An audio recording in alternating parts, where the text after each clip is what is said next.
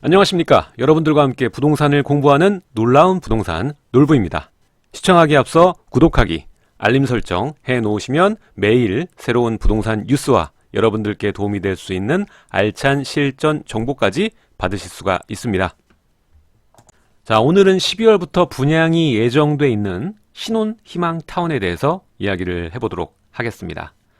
자, 많은 분들이 신혼희망타운에 관심을 가질 것으로 알고 있습니다. 뭐 본인도 그러실 거고 아니면 자녀분이나 뭐 친척들도 생각을 해서 야, 이번에 12월부터 신혼희망타운 하니까 그거 주변 가격보다 훨씬 싸대. 그리고 여러 가지 혜택들이 있대. 꼭 청약 넣어봐. 뭐 이런 말씀들 하신 경험이 있을 거라고 생각이 됩니다.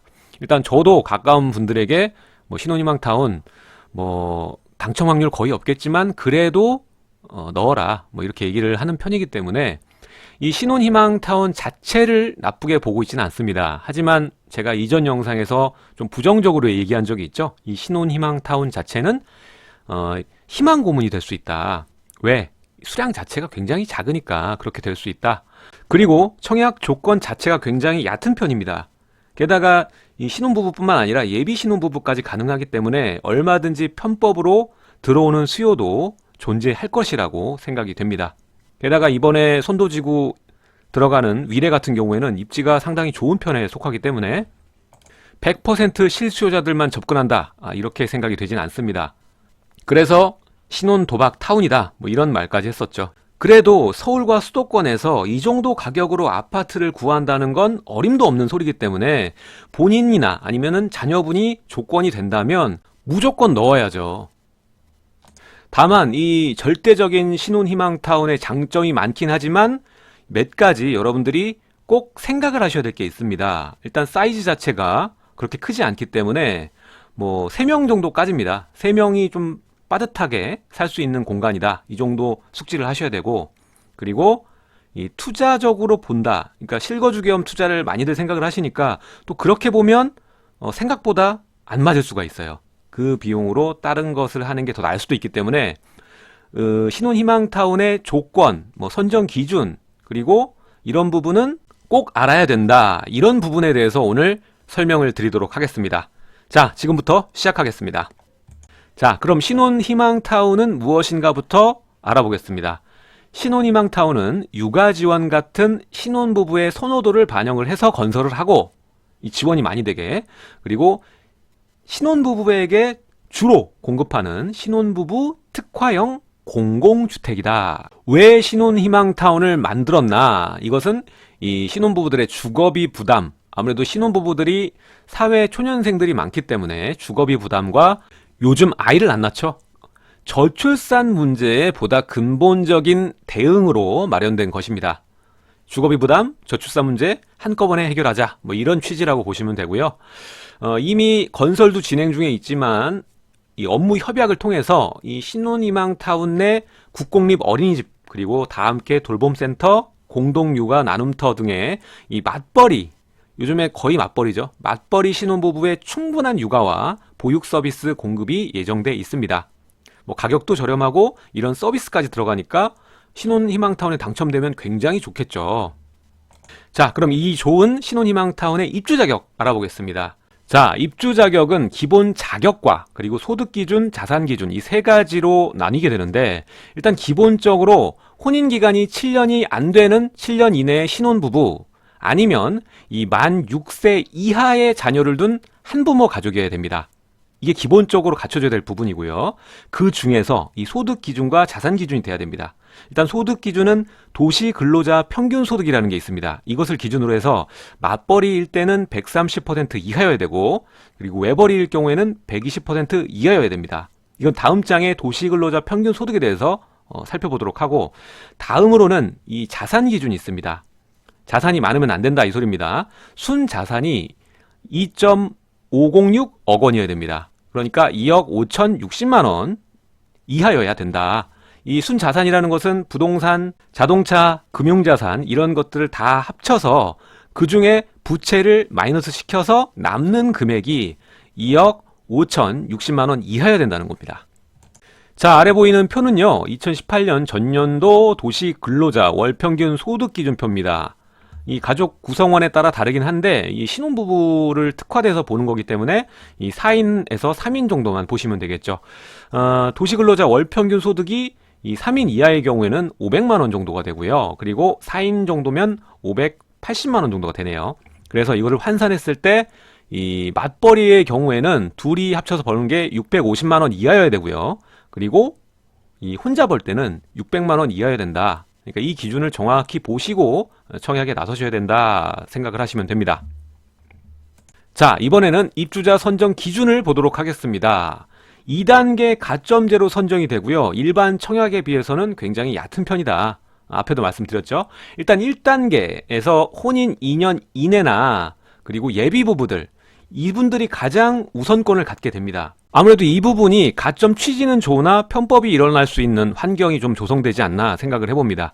그리고 만 2세 이하의 자녀를 둔 한부모 가족 대상으로 해서 이 부류를 30% 우선 공급을 합니다. 이 중에서도 가점으로 매겨지겠죠.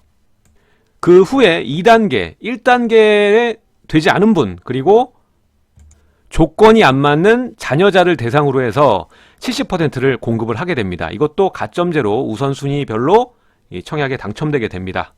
자, 신혼희망타운 분양 가격은 상한제가 적용이 되기 때문에 시세보다 월등히 저렴하게 공급이 계획돼 있습니다.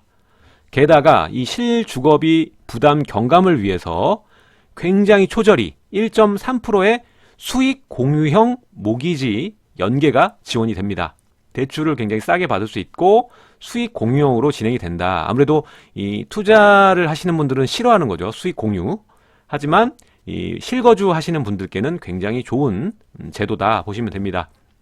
일단 1.3% 고정금리로 최장 30년까지 집값의 70%까지 지원이 되기 때문에 주거 부담 비율이 확 줄어들겠죠.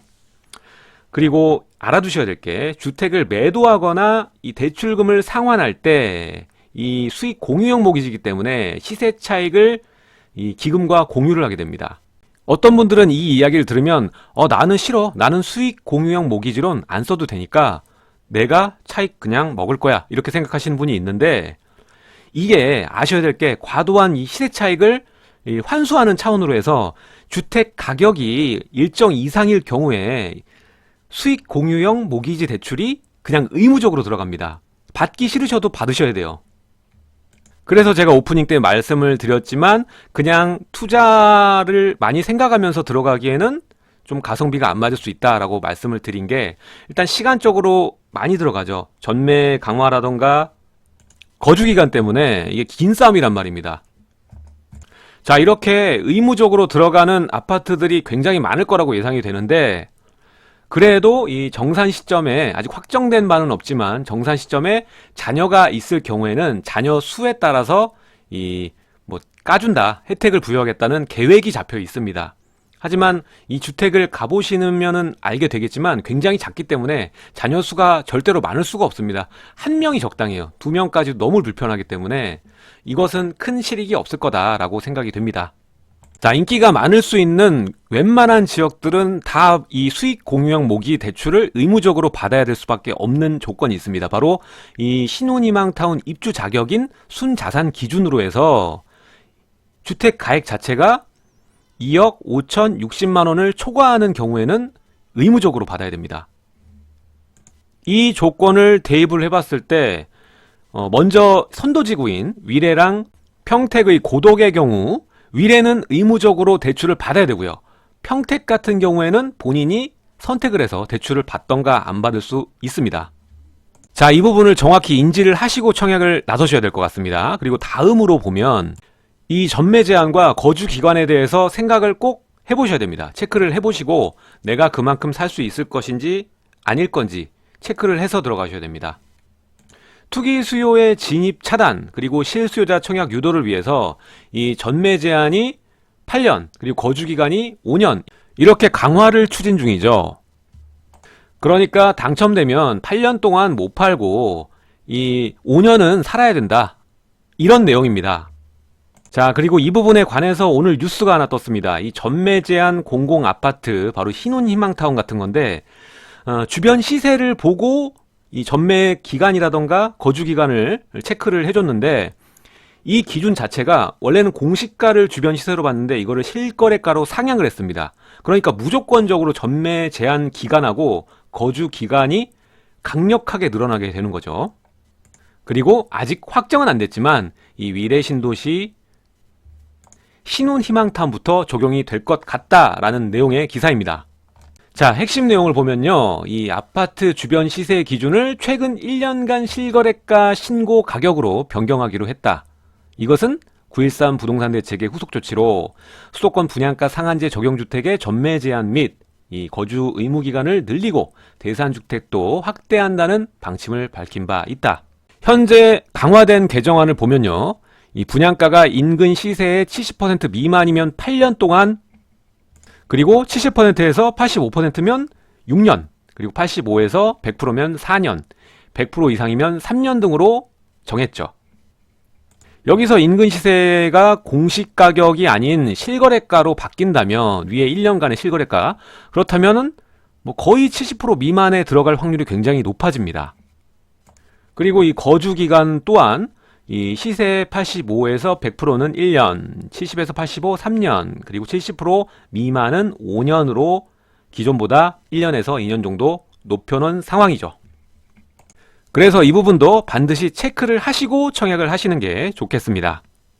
자, 그럼 선도지구 분양 일정에 관해서 알아보도록 하겠습니다. 이 12월부터 분양에 들어가는데 위례는 508개, 그리고 평택 고덕은 891개, 두 곳에서 신혼희망타운 분양 일정이 시작이 됩니다. 어떨지 상당히 기대가 됩니다. 자, 입주자 모집 공고일은 지금 예정되어 있는 게 위례는 12월 21일, 그리고 평택은 12월 28일, 이때 입주 공고가 되는 거고요. 그리고 청약 접수 기간은 이 평택 같은 경우에는 내년입니다. 위례가 12월 27일부터 28일, 그리고 평택은 내년 1월 15일부터 16일, 이렇게 이 청약에 나설 수가 있습니다. 그리고 마지막으로 신혼희망타운이 어떤지 궁금하신 분들 많을 텐데, 일단 백문이 불여일견이라고 실제로 가서 이 모델하우스를 보시는 게 좋겠죠. 이미 마련이 돼 있습니다. 이 자곡동에 이 LH 더 스마티움이라는 곳에 전시관을 가시면 됩니다. 가시면 모형이 다 있거든요. 그리고 어떤 것들이 있는지 정보에 대해서 다 알 수가 있습니다. 일단은 신혼희망타운 분양 일정하고 가격, 그리고 입주 자격, 그리고 입주자 산정 방식, 그리고 입주 신청에 필요한 정보 이렇게 줄 뿐 아니라 이 신혼부부 전용 대출 상품이 어떤지, 그리고 지원은 어떻게 하는지 다 친절하게 안내가 됩니다. 그리고 제일 중요한 게 현장 가시는 이유가 뭡니까? 바로 모델하우스를 보는 거죠. 그래서 단지의 모형, 신혼희망타운은 거의 비슷한 구조로 다 지어진다고 합니다. 그러니까 이 단지 모형, 그리고 커뮤니티 같은 것들 어떻게 들어가는지 볼 수 있고요. 입주자가 선택이 가능한 옵션들이 있다고 합니다. 이 공간 선택형이라서 뭐 2가지 정도로 해서 선택을 한다고 하던데, 일단 실제로 가서 보시는 게 좋겠죠. 그리고 드레스룸, 붙박이장, 바닥재, 가전제품 등 모두 확인이 가능하다고 합니다.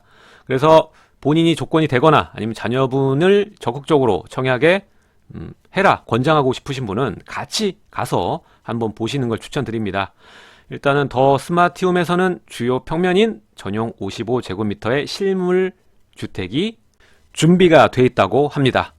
자, 오늘은 신혼희망타운 조건과 청약 전 체크해야 될 부분 2가지에 대해서 알아봤습니다. 오늘 내용 여기까지 하도록 하고요. 여러분들 구독하기, 알림 설정 부탁드리도록 하겠습니다. 제 영상 좌측과 우측에 또 다른 영상들이 나가고 있으니까 마저 시청 부탁드리도록 하고요. 내일 또 새로운 소식으로 여러분들을 찾아뵙도록 하겠습니다. 지금까지 시청해 주셔서 감사드립니다.